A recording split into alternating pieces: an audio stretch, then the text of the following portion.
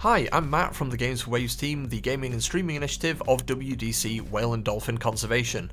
We work globally with creators and game developers to support WDC's conservation work protecting whales, dolphins and their ocean home.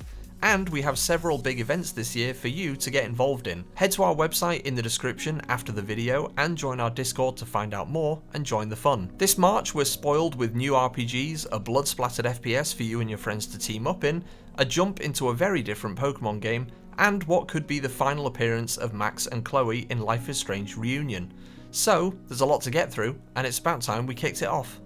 First up in today's video, we've got open world single player RPG Crimson Desert, and the name may feel familiar as this comes from Pearl Abyss, creators of hit MMO Black Desert Online.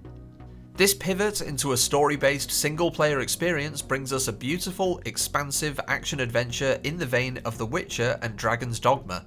And actually, on that note, does include dragons, including the ability to ride one. Not straying too far from their roots, Pearl Abyss have included plenty of MMO mechanics. These include building your own camp, dispatching workers on missions, helping out various townspeople with deliveries and disputes, and of course, farming. The great MMO pastime.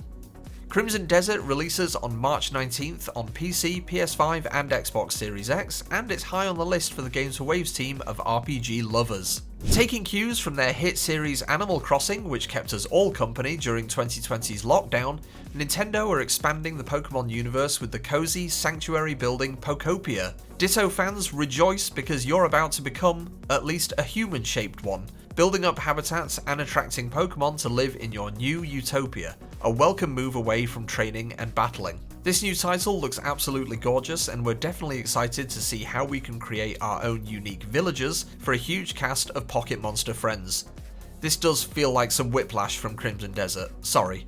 Pokopia came to fruition with a wholesome story from director Shigeru Omori, recalling the excitement and joy he found in placing long grass in previous Pokemon games and seeing his characters come to life. And so, here we are, his dream project of meeting and caring for them in a sweet experience for Nintendo Switch 2, out now. We're flipping back to RPGs for a moment with the release of Solasta 2, a sequel to Crown of the Magister back in October 2020.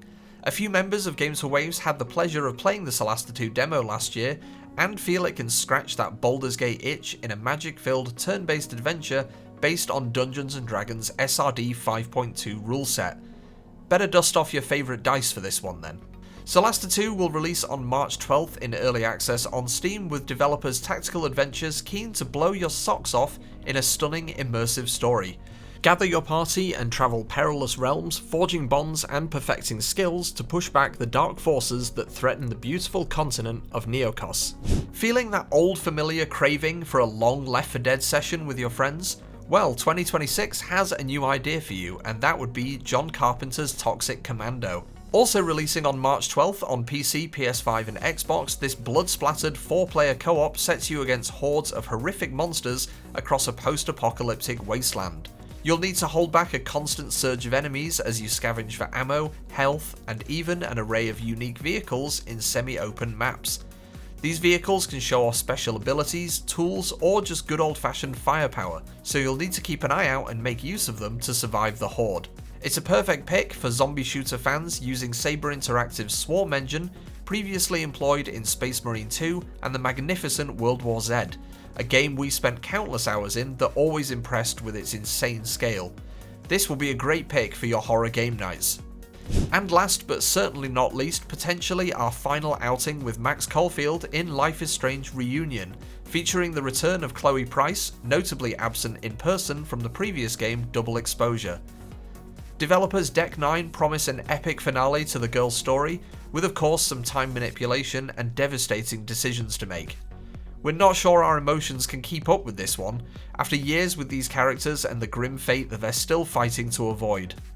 As their home burns, Max and Chloe need to find the right path to find a future together before all is lost.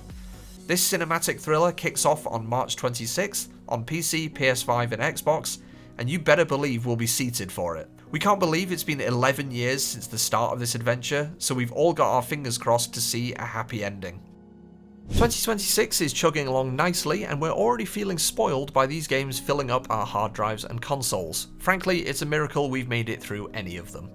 Thank you very much for watching this video. Make sure to like it and subscribe to our channel to see more gaming content, streaming content, and updates on our conservation projects funded by our streaming events and partners. And check out our website and join the Discord listed below if you want to help out with our causes, all while learning more and chatting with our incredible community. See you in the next one.